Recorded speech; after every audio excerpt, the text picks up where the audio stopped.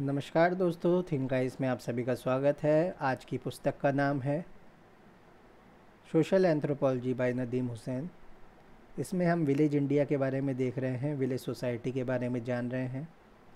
अध्याय 9 देखेंगे, ग्रामीण पुनर्निर्माण तथा नियोजन, रूरल रिकंस्ट्रक्शन एंड प्लानिंग।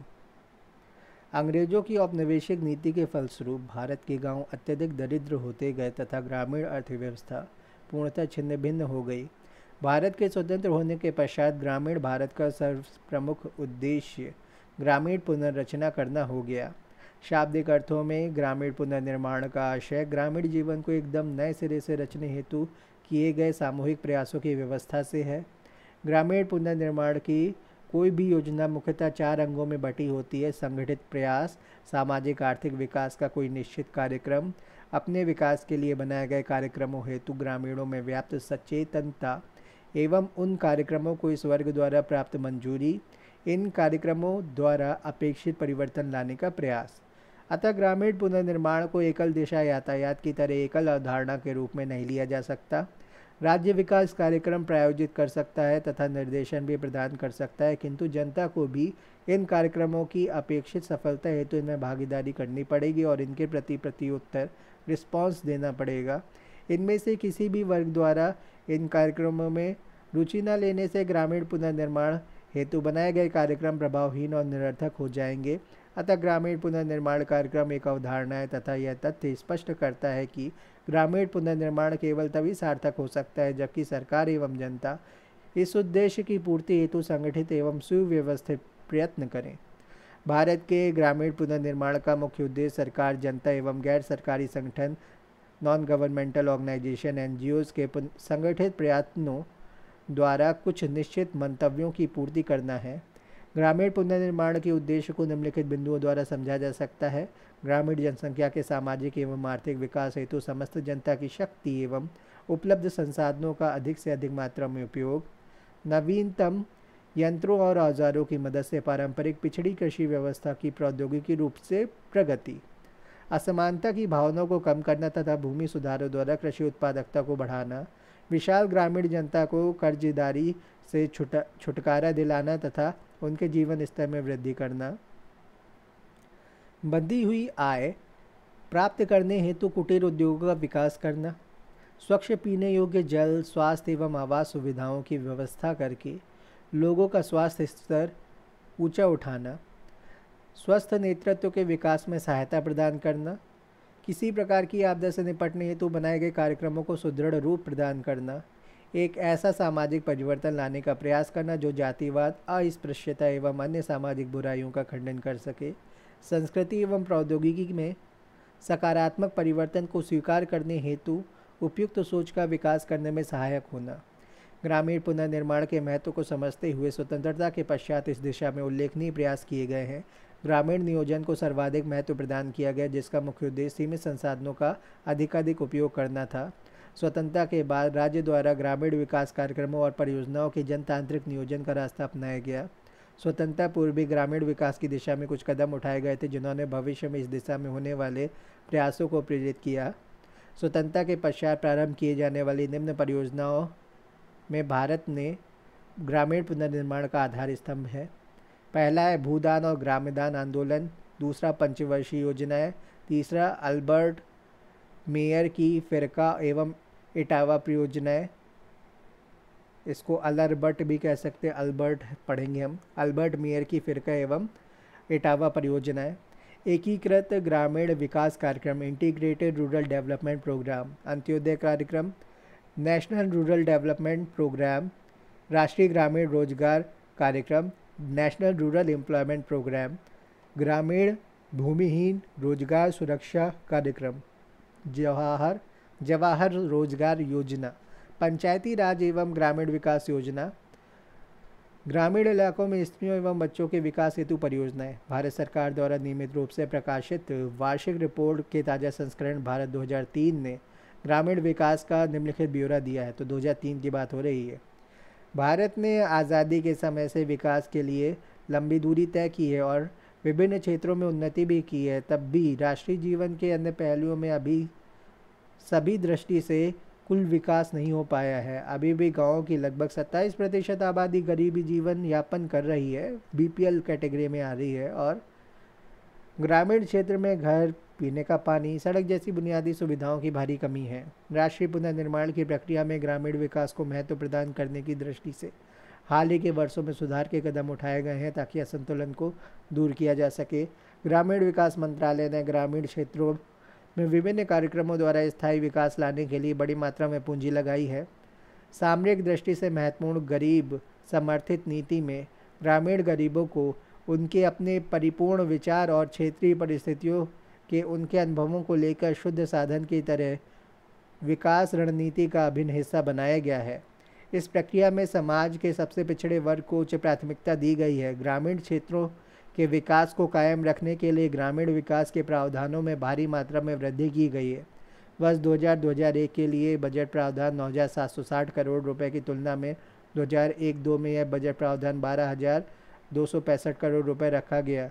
2002-3 के लिए पुनः बढ़ाकर 13,670 करोड़ रुपए का बजट प्रावधान किया गया। तो ये बहुत पुराना डाटा है, लेकिन आप इसको भी देखिए तो कैसे कब क्या काम किए गए तो आपको इसके बारे में पता चलेगा। सरकारी पहल पर ग्रामीण क्षेत्रों में गरीबी उन्मूलन के कार्यक्रमों को प्रधानता दी गई है। ग्रामीण क्षेत्रों में गरीबी को कम करने के लिए सरकार ने प्रत्येक वर्ष इन कार्यक्रमों की समीक्षा कर उन्हें प्रभावी ढंग से लागू करने के प्रयास किए हैं। देश की औसत आबादी के संबंध में अगर हम देखें तो ग्रामीण गरीबी जिसका प्रतिशत 1973-74 में 56.44% था, वह घटकर 1993-94 में 37.27% रह गया है 37.27% रह गया है। तो भी इस महत्वपूर्ण विषय पर चिंता करते हुए आकलन किया गया है कि अभी भी ग्रामीण क्षेत्रों में लगभग 193 अरब आबादी गरीबी के तले है। बहुत पुराना डेटा है, अब ये बहुत कम हो चुका है, जिसके लिए गरीबी उन्मूलन कार्यक्रमों के ढांचे के पुनर्निर्माण की समीक्षा की गई है। स्वर्ण जयंती ग्राम स्वरोजगार योजना व ढांचे का पुनर्गठन इसी ताज़ा समीक्षा का नतीजा है। स्वर्ण जयंती ग्राम स्वरोजगार योजना पहले के कार्यक्रमों की रणनीति के सपने सजोने से अलग है, जिसे स्वरोजगार योजना स्वयं सहायता समूहों, सेल्फ हेल्प ग्रुप के ग्रामीण संगठनों और उनके क्षमता निर्माण, प्रशिक्षण, स्लम बस्तियों के क्रियाकलापों की योजनाएं और ढांचों का निर्माण, टेक्नोलॉजी और बिक्री कला के सहयोग के एक समग्र कार्यक्रम के रूप में देखा गया। भारत के पुनरुत्थान और राष्ट्रीय नवनिर्माण के लिए लाभकारी रोजगार, खाद्य सुरक्षा और ग्रामीण क्षेत्रों में आधारभूत ढांचे को प्रभावशाली होना चाहिए। इस लक्ष्य की प्राप्ति के लिए 25 सितंबर 2001 को संपूर्ण ग्रामीण स्वरोजगार योजना या रोजगार योजना शुरू की गई। इस योजना को संजोने के लिए वार्षिक खर्च 10,000 रुपये या 10,000 करोड़ रुपए रखा गया। इस योजना के अंतर्गत पंचायतों द्वारा दिए गए रोजगार के तहत तो लोग स्थायी परिसंपत्तियों का निर्माण करेंगे, उन्हें नकद और अनाज के रूप में भुगतान किया जाएगा। इसके लिए केंद्र द्वारा 50 लाख टन अनाज हर वर्ष राज्यों के लिए निर्धारित किया गया है, जिसकी कीमत 5,000 करोड़ रुपए है। केंद्र सरकार की सभी रोजगार संबंधी योजनाओं का विलय कर दिया जाएगा। इस योजना से लगभग 100 करोड़ श्रम दिवसों के बराबर रोजगार के अवसर उपलब्ध होने की उम्मीद है। राज्य सरकार व केंद्र सरकार द्वारा किए गए विभिन्न कार्यक्रमों के प्रयासों पर न डटे रहने के कारण आज भी लगभग 40% निवासी सड़कों पर जुड़ने से दूर हैं, जबकि ग्रामीण योजक और उत्पादन का व्यापार, शिक्षा, रोजगार एवं स्वास्थ्य क्षेत्र में गहरा नाता है। दिसंबर 2000 से प्रत्येक गांव को सड़कों से जोड़ने के लिए प्रधानमंत्री ग्राम सड़क योजना शुरू की गई है। ग्रामीण आबादी को पेयजल मुहैया कराने में विचारणीय सफलता प्राप्त की गई है। जलापूर्ति स्कंध में अभी तक 34,000 करोड़ रुपए से भी अधिक निवेश कर 88.01% निवासियों को पूरी तरह पेयजल मुहैया कराया गया, जबकि 10.71% निवासियों को आंशिक रूप से जल मुहैया कराया गया। भारत सरकार ने ग्रामीण जलापूर्ति कार्यक्रमों का पुनर्शोधन किया है, जो अन्य बातों के साथ साथ समुदाय आधारित ग्रामीण जलापूर्ति व्यवस्था को संस्थागत रूप देने व जनता की भागीदारी सुनिश्चित करने के आधारभूत सिद्धांतों पर आधारित है। ग्रामीण क्षेत्रों में आवास की भारी कमी है। वर्ष 1991 की गणना के अनुसार ग्रामीण क्षेत्रों में 13.72 अरब आवासों की कमी थी, जिसमें 3.41 अरब निवासी बिना घरों के और 10.31 अरब कच्चे घरों वाले शामिल थे। यह भी आकलन किया गया कि जनसंख्या वृद्धि के साथ 1991 से 2000 तक 10.75 अरब और घरों की ज़रूरत होगी। ग्रामीण क्षेत्रों में आवास की कमी को दूर करने के लिए समग्र आवास योजना शुरू की गई, जिसके अंतर्गत प्रति वर्ष ग्रामीण क्षेत्रों में 25 लाख मकानों का निर्माण व कच्चे घरों की मरम्मत का लक्ष्य रखा गया। तो ये पुराना डाटा है, नया डाटा बहुत अच्छा है आजकल का। इस समय प्रधानमंत्री ग्राम आवास योजना जो चल रही है उसके आंकड़े बहुत अच्छे आपको देखने को मिल सकते हैं। और जल शक्ति मंत्रालय द्वारा जल की आपूर्ति भी जगह जगह पर और सुलभ बनाई जा चुकी है। तो ये सारी चीज़ों को आप नए डेटा के साथ देख सकते हैं। राष्ट्रीय स्रोत के प्राकृतिक संसाधनों में भूमि ग्रामीण क्षेत्र के विकास और आर्थिक बढ़ोतरी के लिए पक्ष प्रबंधन का बेहद महत्व है। देश के भौगोलिक क्षेत्र में लगभग 20% 63.85 अरब हेक्टेयर मरुभूमि में 37 अरब हेक्टेयर बंजर भूमि है और 89 अरब हेक्टेयर वर्षा वाले क्षेत्र में है तथा 14 अरब हेक्टेयर भूमि अधोगत या अधोगति जंगल क्षेत्र में है। इस मुश्किल भूमि के प्रबंधन की चुनौतियों और ज़रूरत के मद्देनज़र अप्रैल 1999 में ग्रामीण विकास मंत्रालय में अलग से भूमि संसाधन विभाग बना। सभी भूमि और क्षेत्र विकास कार्यक्रमों को अप्रैल 1995 से जल विभाजक विकास पहुंच के जरिए लागू करने का निर्देश हनुमंतराव कमेटी की सिफारिशों से हुआ। विकास को शामिल करने और उसके अंतिम लक्ष्य में ग्रामीण समुदाय की सशक्तता के लिए 4 सूत्री रणनीति चलाई गई, जिसमें योजनाओं के प्रति जागृति बढ़ाने, कार्यक्रम लागू करने में पारदर्शिता लाने, लोगों की हिस्सेदारी बढ़ाने और मंत्रालय द्वारा सामाजिक निरीक्षण का उत्तरदायित्व निश्चित करने को शामिल किया गया है। बात करते हैं प्रधानमंत्री ग्राम सड़क योजना। 100% केंद्र द्वारा प्रायोजित प्रधानमंत्री ग्राम सड़क योजना दिसंबर 2000 को शुरू की गई।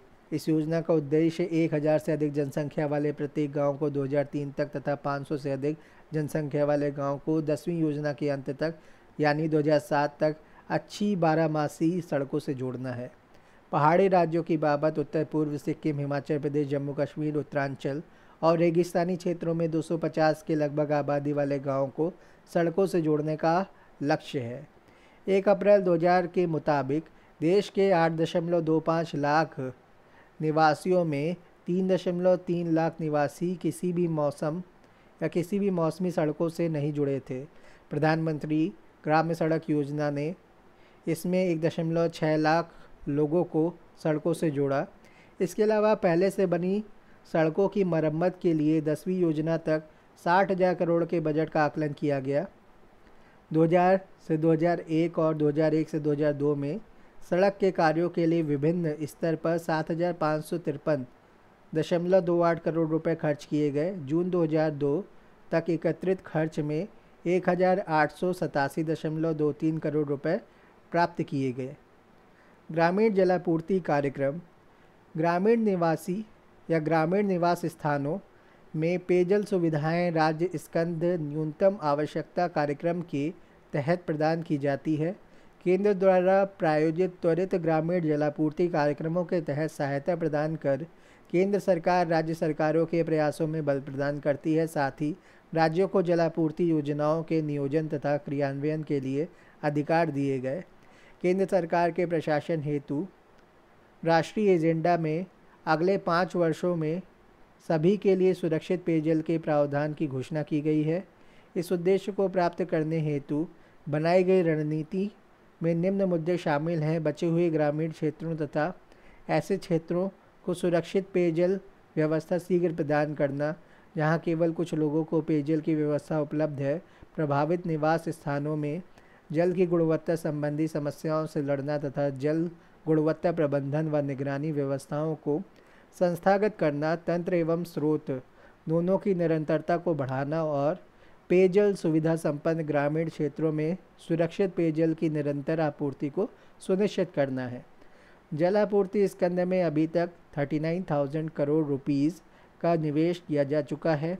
1 अगस्त 2002 तक राज्यों से ग्रामीण विकास स्थानों को शामिल करने की स्थिति इस प्रकार है। पेयजल सुविधा में अंशतः 1,29,482 और पेयजल सुविधा से वंचित आबादी 15,848 है। 99% ग्रामीण निवास स्थानों में पेयजल सुविधाएं उपलब्ध हैं। हैंडपंप तथा पाइप द्वारा जलापूर्ति योजनाओं की संख्या क्रमशः 38 लाख तथा 11 लाख है। भारतीय सरकार ने ग्रामीण जलापूर्ति कार्यक्रम का पुनर्शोधन किया है, जो अन्य बातों के साथ साथ समुदाय आधारित ग्रामीण जलापूर्ति व्यवस्था को संस्थागत रूप देने के लिए जनता की भागीदारी सुनिश्चित करने के लिए आधारभूत सिद्धांतों के समावेश की घोषणा करता है। योजना की रूपरेखा तैयार करना, वित्त मंत्रालय तथा प्रबंधन की तैयारी में निर्णय लेने की क्षमता के जरिए परियोजना में ग्रामीणों की पूर्ण भागीदारी को सुनिश्चित करने हेतु उन्हें शक्ति संपन्न बनाने के आधार पर मांग प्रेरित उत्तरदायी तथा योग्य दृष्टिकोणों को अपनाना, शासन की सीधी सेवा प्रदाय की भूमिका के बजाय सुविधा प्रदाता की भूमिका अपनाना, नकद तथा सहायता के रूप में अथवा दोनों में आंशिक लागत सहभागिता तथा उपयोगकर्ता द्वारा क्रियान्वयन तथा रखरखाव का संपूर्ण दायित्व लेना, प्रायोगिक कार्य योजना के आधार पर उपक्रम सुधार परियोजनाओं के क्रियान्वयन के लिए देश भर से 63 जिलों को चुना गया है। केंद्र द्वारा प्रायोजित ग्रामीण स्वच्छता कार्यक्रम, ग्रामीण स्वच्छता राज्य का विषय होने के कारण ग्रामीण स्वच्छता कार्यक्रम राज्य क्षेत्र के न्यूनतम आवश्यक कार्यक्रम के तहत राज्य सरकारों द्वारा क्रियान्वित किया जाता है। केंद्र द्वारा प्रायोजित ग्रामीण स्वच्छता कार्यक्रम के जरिए वित्तीय तथा तकनीकी सहायता प्रदान केंद्र सरकार तथा राज्य सरकारों के प्रयासों को मजबूती करती है। केंद्र सरकार, राज्य सरकार, शैक्षिक संगठनों तथा अन्य क्रियान्वयन एजेंसियों के अनुभव और जुलाई 1998 को राष्ट्रीय ग्रामीण स्वच्छता पर आयोजित द्वितीय सेमिनार की सिफारिशों को ध्यान में रखते हुए नवीं योजना को संशोधित करने के बाद 1 अप्रैल 1999 को इस कार्यक्रम को पुनर्संरचना की गई। इस कार्यक्रम की पुनर्गठित केंद्र द्वारा प्रायोजित ग्रामीण स्वच्छता कार्यक्रम को चरणबद्ध क्रम में ग्रामीण गरीब निर्धारक तत्व पर मुख्यतः आधारित प्रदेशवार निधियों के आवंटन के सिद्धांत से हटाकर मांग प्रेरित पहल की ओर केंद्रित किया जा रहा है। पुनर्गठित कार्यक्रम 31 मार्च 2002 के फेज में समुदाय निर्देशित तथा व्यक्ति केंद्रित था। कार्यक्रम में उच्च सब्सिडी के स्थान पर निम्न सब्सिडी की तरफ झुकाव रहेगा। संपूर्ण स्वच्छता अभियान जागरूकता पैदा करने पर तथा वैकल्पिक वितरण व्यवस्था द्वारा मांग की पूर्ति पर बल देता है। स्कूल स्वच्छता के एक मुख्य अंग के रूप में ग्रामीण लोगों के मध्य स्वच्छता को व्यापक स्वीकृति पाने के लिए एक प्रवेश बिंदु के रूप में शुरू किया गया है। राज्य सरकार व केंद्र शासित प्रदेश को संपूर्ण स्वच्छता अभियान के तहत सरकारी सहायता का दावा करते हुए योजना प्रस्ताव लागू करना आवश्यक है। इस कार्यक्रम के अंतर्गत संपूर्ण स्वच्छता अभियान में अग्रणी जिलों की पहचान कर 27 राज्यों केंद्र शासित प्रदेशों में 179 परियोजना प्रस्तावों को स्वीकृति दी गई, जिसकी लागत 1,952 करोड़ रुपए है। इस परियोजना की लागत में केंद्र का हिस्सा 1,180 करोड़ रुपए, राज्यों का हिस्सा 408 करोड़ रुपए और पंचायत लाभार्थियों का हिस्सा 364 करोड़ रुपए है। पहली और दूसरी किस्त के रूप में 302 करोड़ रुपए की धनराशि जारी की गई है। इस कार्यक्रम के अंतर्गत 179 परियोजनाओं में स्वीकृति घटक हैं। गरीबी रेखा से नीचे रहने वाले परिवारों के लिए निजी 165 लाख शौचालयों का निर्माण, प्राइमरी व उच्चतर स्कूलों के लिए 1.64 लाख शौचालयों का निर्माण, महिलाओं हेतु 20,000 स्वच्छता परिसरों का निर्माण, आंगनवाड़ी व बालवाड़ी के लिए 8,024 शौचालयों का निर्माण, 1,549 ग्रामीण स्वच्छता बाजार तथा उत्पादन केंद्रों की स्थापना। वर्ष 2001-2 तक 9,86,580 शौचालयों का निर्माण किया गया। योजना आयोग द्वारा कार्यकारी समूह गठित करके ग्रामीण स्वच्छता के लिए 5वीं योजना में 3,663 करोड़ रुपए के बजट के लिए सिफारिश की गई।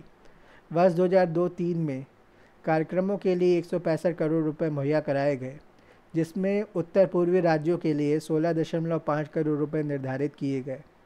ग्रामीण आवास इंदिरा आवास योजना।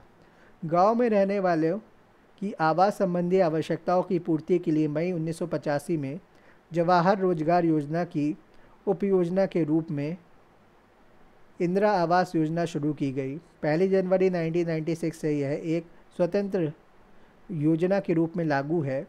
इस योजना का लक्ष्य गरीबी रेखा से नीचे रहने वाले अनुसूचित जाति जनजातियों, मुक्त बंधुआ मजदूर और गैर अनुसूचित जाति जनजातियों की श्रेणियों में आने वाले ग्रामीण गरीबों को आवासीय इकाइयों के निर्माण और मौजूदा अनुपयोगी कच्चे मकानों को सुधारने में मदद करना है, जिसके लिए उन्हें सहायता अनुदान दिया जाता है। 1995-96 में इंदिरा आवास योजना के लाभ युद्ध में शहीद हुए सैनिकों की विधवाओं या निकटतम संबंधियों को भी दिए जाने लगे। योजना के दायरे में सैनिकों तथा अर्धसैनिक बलों के सेवानिवृत्त सदस्यों को भी शामिल कर लिया गया है, बशर्ते कि वे इस योजना के सामान्य शर्तों को पूरा करते हों। योजना की 3% राशि ग्रामीण क्षेत्रों में रहने वाले विकलांग व्यक्तियों के लिए आरक्षित की गई है। इस योजना के अंतर्गत मकान का आवंटन परिवार की महिला सदस्य के नाम या पति पत्नी के संयुक्त नाम पर किया जाता है। कम से कम 60% धनराशि का उपयोग अनुसूचित जातियों अनुसूचित जनजातियों के लोगों के लिए करना होगा। स्वच्छ शौचालय और धुआं रहित चूल्हा योजना के अंतर्गत आने वाले मकान का अभिन्न हिस्सा होते हैं। योजना के अंतर्गत लाभार्थियों का चयन ग्राम्य सभा करती है।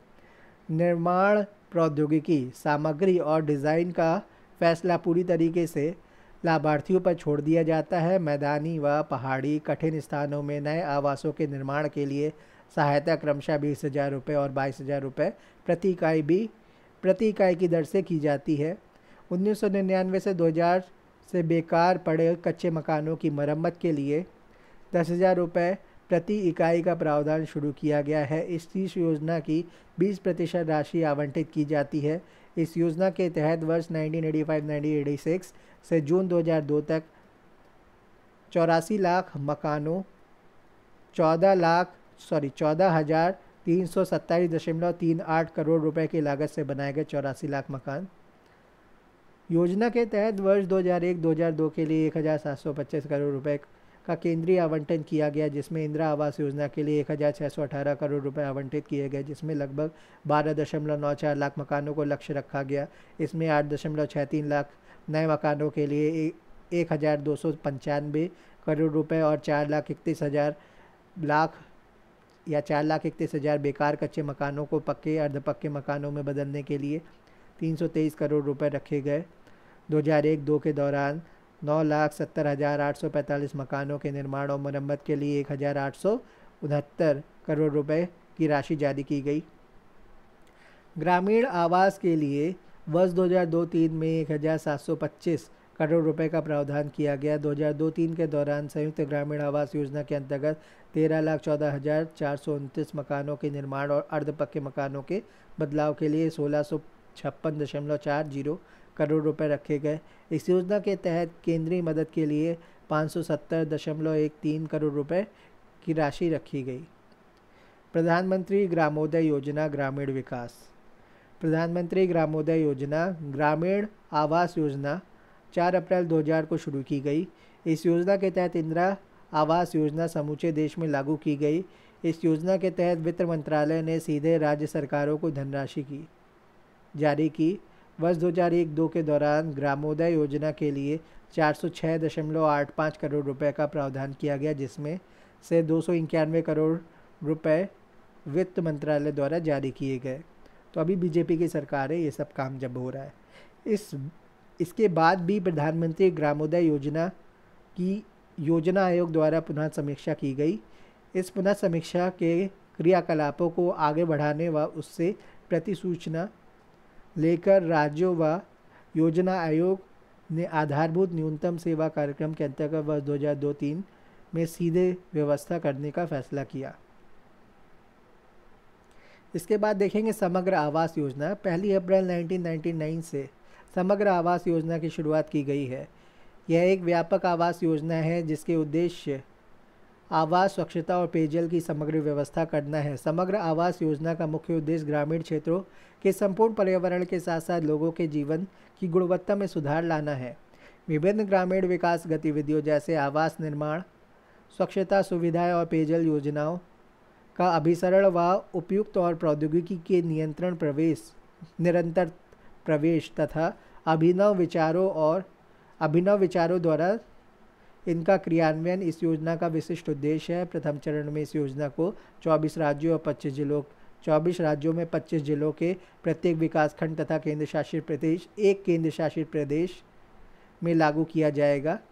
इस योजना के अंतर्गत इच्छित लाभार्थी ग्रामीण गरीब हैं जो विशेषकर गरीबी रेखा के नीचे बीपीएल वाले हैं। 1999 से 2000, 2000 से 2001, 2002 से 2003 के दौरान इस कार्यक्रम के क्रियान्वयन के लिए 2.67 करोड़ रुपए और 0.32 करोड़ रुपए जारी किए गए।